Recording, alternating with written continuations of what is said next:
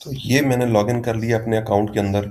यहाँ पे आप देख सकते हैं ये सारी मेरे पास ये मेरा डैशबोर्ड है। उसमें बाद में प्रोफ़ाइल की मतलब ज़ाती मालूमात हैं, दरख़्वास्त का शेड्यूल है। तो मैं इसको इंग्लिश में चेंज कर लेता हूँ ताकि मैं आपको आसानी से गाइड कर सकूँ। तो यहाँ पे ये वो कह रहे हैं अपनी प्रोफ़ाइल अपडेट करें, तो मैं इसको क्लिक करूँगा और यहाँ देखें आपको सारी मेरी मालूमात नाम नज़र आ रहा है, वालिद का नाम मैंने नहीं लिखा हुआ तो इसको मैं पुट कर देता हूँ। बल्कि टाइम ज़ाया करने करने की बजाय मैं इसमें जो-जो इन्फॉर्मेशन रिक्वायर्ड है ना वो फ़िल कर लूँगा।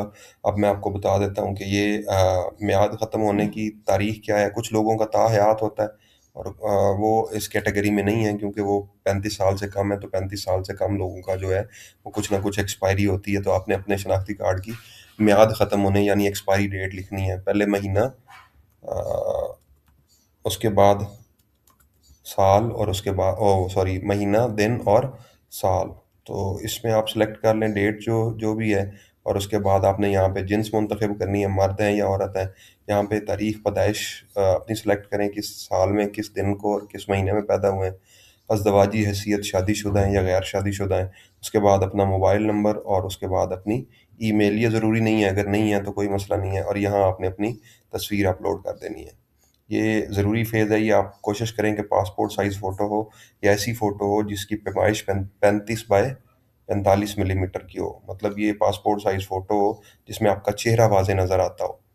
और उसके बाद आपने शनाख्ती कार्ड की कॉपी, सामने की तस्वीर, ये आपको नज़र आ रहा है यहाँ पे, आपने शनाख्ती कार्ड की सामने की तस्वीर अपलोड करनी है, फ्रंट। और कोशिश किया करें ऐसी तस्वीरें अपलोड करें जिनमें जो डाटा है वो मतलब इधर-उधर की चीज़ें नज़र नहीं आ रही, डाटा क्लियर होना चाहिए, तस्वीर क्लियर हो। और दूसरी आपने शनाख्ती कार्ड की आप बैक साइड जो होती है, पिछली साइड, उसकी तस्वीर लेनी है।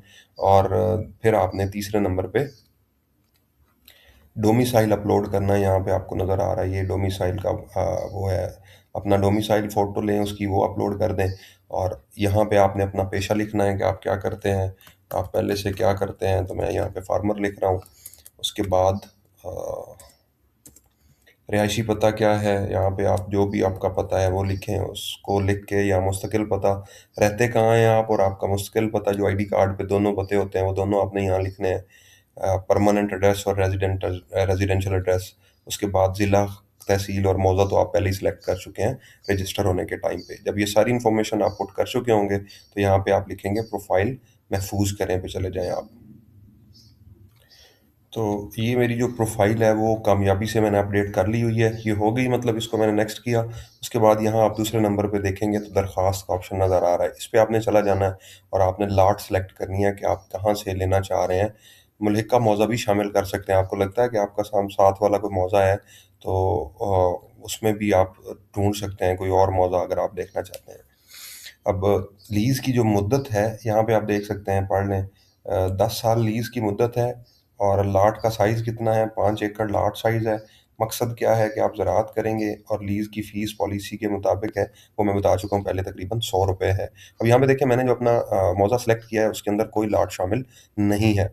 मतलब इसमें लॉट मौजूद नहीं है, तो मुझे अपनी जो आप अब देखिए मैं इसमें अब मैं इसको कर देता हूँ जी, ओके, ओके, ओके, मैं मतलब कुछ भी मेरे पास नहीं है। तो मैं यहाँ पे दरख़्वास्त जमा कराता हूँ, लेकिन प्रॉब्लम ये है कि मेरे मुल्लिका मौज़े में कोई मुल्लिका मौज़ा भी दस्तयाब नहीं है और कोई लॉट भी दस्तयाब नहीं है। कोई आप ऐसा मौज़ा सेलेक्ट करेंगे जिसमें लॉट है या कोई आपका साथ वाला मौज़ा होगा खाली, उसमें अगर लॉट होगी तो ये ऑटोमेटिकली यहाँ पे, यहाँ देखिए मेरा ऑप्शन ये डल हुआ है, मतलब इसमें ये नहीं है कोई भी मतलब मेरे पास ऑप्शन नहीं आ रहा कि मैं इसमें अप्लाई करूँ या इस तरह की चीज़, तो भी मैं इस पे अप्लाई भी नहीं कर सकता। क्यों? अब यहाँ देखिए मैंने ये सारा सेलेक्ट कर ली है, ये दरख़्वास्त जमा नहीं करा सकता। और दूसरी चीज़ इम्पोर्टेंट है कि आपके पास घर जो है वो 10 मरले से ज़्यादा नहीं होना चाहिए, रेज़िडेंशियल घर। कि आप कोई भी ज़मीन है आपके पास 10 मरले से ज़्यादा होगी, तो फिर आप इसके लिए एलिजिबल नहीं हैं, इसमें आपकी एप्लीकेशन जो है वो रिजेक्ट कर दी जाएगी। लोग अक्सर अप्लाई कर देते हैं, हुकूमत को बेवकूफ़ समझने वाला खुद बहुत बड़ा बेवकूफ़ होता है, तो आप अपना टाइम ज़ाया ना करें बिला वजह। और अगर आप एलिजिबल नहीं हैं, तो मेहरबानी करके अप्लाई भी ना करें।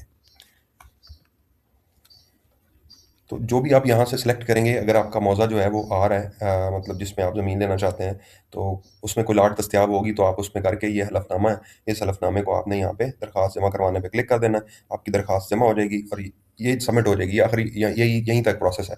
मतलब मैंने कोई हाफ गाइड नहीं किया आपको, वहाँ पे आपने लॉट सेलेक्ट कर लेनी है। हाँ, ये हो सकता है कि आपके मौज़े में मल्टीपल लॉट्स हों, 1, 2, 3, 4, 5, मतलब 25 एकड़ है तो 5 लॉटें बनेंगी। हर क्योंकि 1 लॉट मैक्सिमम 5 है, 5 लॉट्स बनेंगी, उसमें से 1 लॉट आपने लेनी है, कौन-सी आप अप्लाई करना चाहते हैं। 1 से ज़्यादा लॉट पे आप अप्लाई नहीं कर सकते। और यहाँ उन्होंने दरखास्तों का शेड्यूल दिया है कि आप अप्लाई कब कर सकते हैं, 2 मई 2026 से 18 मई तक। 19 को आपकी फाइनल लिस्ट लगेगी इसी वेबसाइट पे। फिर आपने 20 से 30 मई तक सिक्योरिटी मॉनिटरिंग होगी। आपकी मॉनिटरिंग कमेटी जो है उसकी स्क्रूटनी करेगी डॉक्यूमेंट्स की। उसके बाद डिस्ट्रिक्ट कलेक्टर जो है वो फैसले करेगा इन चीज़ों पे, जो-जो आप अपील करेंगे 1 से 8 जून तक। और उसके बाद 19 को आपकी फाइनल लिस्ट लग जाएगी ज़मीनों की, और उसके बाद आप अपना काम करते रहेंगे। अगर आपको कोई इश्यू है तो यहाँ पे आपको नज़र आ रहा है नंबर, आप इस पे कॉन्टैक्ट कर सकते हैं।